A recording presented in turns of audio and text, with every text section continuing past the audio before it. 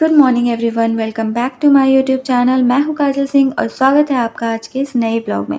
So guys, यहाँ पे ready होकर सुबह सुबह मैं निकल गई स्टेशन। सुबह 8 बजे मेरी ट्रेन थी और अगर आपने मेरा प्रीवियस व्लॉग देखा होगा तो आपको पता होगा कि आज मैं वापस जा रही थी और यहाँ पे मेरी ट्रेन की जर्नी शुरू हो गई। और आप जब भी ट्रेन की जर्नी कर रहे हो तो आपको 3 चीज़ों की ज़रूरत होती है।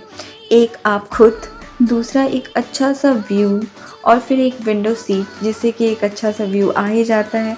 और उसके बाद पेट पूजा का भी पूरा इंतज़ाम। तो यहाँ पे मम्मी ने मुझे भुजिया और पराठे दिए थे जो कि मैं खा रही थी और विंडो से बाहर बहुत अच्छा व्यू था। और इस व्यू के साथ मुझे सुबह का एक कोट याद आ गया जो मैंने सुबह सुबह पढ़ा था कि हर दिन एक नई सुबह होती है, पर वह हम पर निर्भर करता है कि हम उस सुबह को एक अच्छे दिन में कैसे परिवर्तित करते हैं।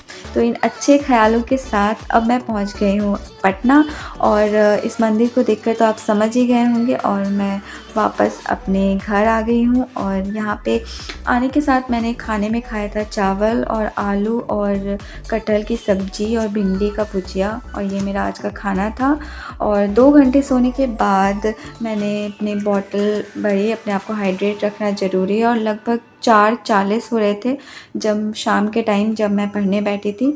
तो ये मेरा पहला सेशन था आज सुबह से, क्योंकि ट्रैवलिंग की वजह से तो सुबह मेरी पढ़ाई नहीं हो पाई थी।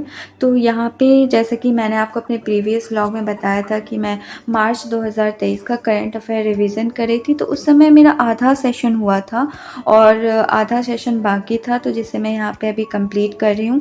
कुछ क्वेश्चंस थे जो मुझे लगता है कि हम डिस्कस कर सकते हैं। ऐसे तो सारे क्वेश्चंस हम डिस्कस नहीं कर सकते, पर इसमें एक इम्पॉर्टेंट क्वेश्चन था कि संतोष ट्रॉफ़ी 2023 का खिताब जो है किसने जीता था।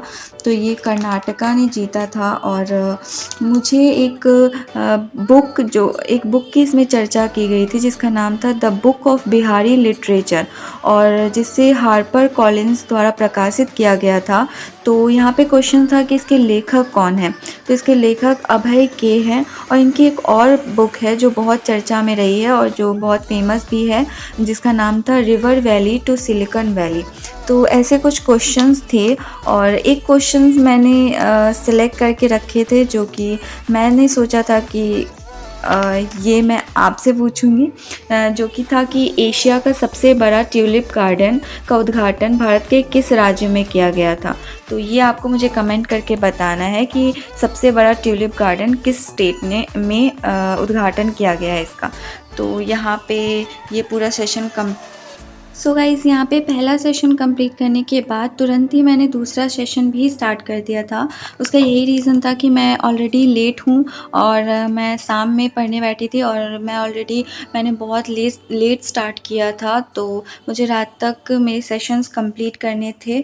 तो यहाँ पे मैं ज्योग्राफी के अपने क्लासेस लेक्चर कंप्लीट कर रही हूँ और यहाँ पे लेक्चर करते करते थोड़े से मैप वगैरह सर बताते हैं तो उसे ढूंढना पड़ता है और ध्यान देना पड़ता है। तो मैं यहाँ पे वही सब कर रही थी, अंडरलाइन कर रही थी जो भी वो बता रहे थे देश, और उसमें जो भी चीज़ें ढूंढनी होती है। तो प्रीवियस व्लॉग में मैंने शार्क देशों की चर्चा की थी, जहाँ मैंने आपसे पूछा था कि शार्क में कौन कौन से और कितने देश हैं, जिसमें आप में से अधिकतर लोगों ने बहुत सही जवाब दिया था। तो आज मैं पढ़ रही थी एशियान देशों के बारे में। एशियान जिसका फुल फॉर्म होता है association of south east Asian Nations, जिसकी स्थापना 8 अगस्त 1967 को हुई थी और इसका हेडक्वार्टर जकार्ता में है। और इसके 10 देश हैं Myanmar, Thailand, Laos, Cambodia, Vietnam, Malaysia, Singapore, Indonesia, Brunei और फिलीपींस।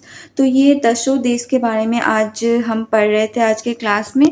और उसके बाद मेरा जो थर्ड सेशन रहा था वो बेसिकली आज पॉलिटी लक्ष्मीकांत का नहीं रहा था, क्योंकि आज मैंने आते टाइम प्रतियोगिता दर्पण मैगजीन लिया था। और आज जैसे कि आपको पता ही है कि जब भी हम कुछ नया खरीदते हैं, नई बुक या फिर नए मैगजीन्स, तो हमें उसको पढ़ने की ज़्यादा चाह हो जाती है। तो आज मेरा मन कर रहा था कि मैं ये मैगजीन पढ़ के देखूं कि इसमें क्या क्या है और ये कितने अच्छे से इसमें दिया गया है। क्योंकि जितने भी लोगों को मैं जानती हूँ जो ये एग्ज़ाम दे चुके थे, उन सब ने मुझे प्रतियोगिता दर्पण पढ़ने को रेकमेंड किया। तो यहाँ पे ये मेरा लास्ट सेशन रहा और प्रतियोगिता दर्पण पढ़ने के बाद मैंने इसके बारे में आप अपने एक्सपीरियंस आपसे शेयर नहीं किए, क्योंकि शायद मुझे इसे कुछ ज़्यादा बार पढ़ने होंगे। पर ऑल इन ऑल मुझे इसके लैंग्वेज और इसके जो भी डिटेल्स दिए हुए हैं वो सब बहुत अच्छे लगे। तो गाइज़, आज की वीडियो के लिए बस इतना ही। जाते-जाते आपसे एक बात ज़रूर कहना चाहूँगी कि लोग आपके प्रयासों की नहीं, केवल परिणामों की सराहना करते हैं। तो अपनी कोशिशें जारी रखिए और पढ़ते रहिए।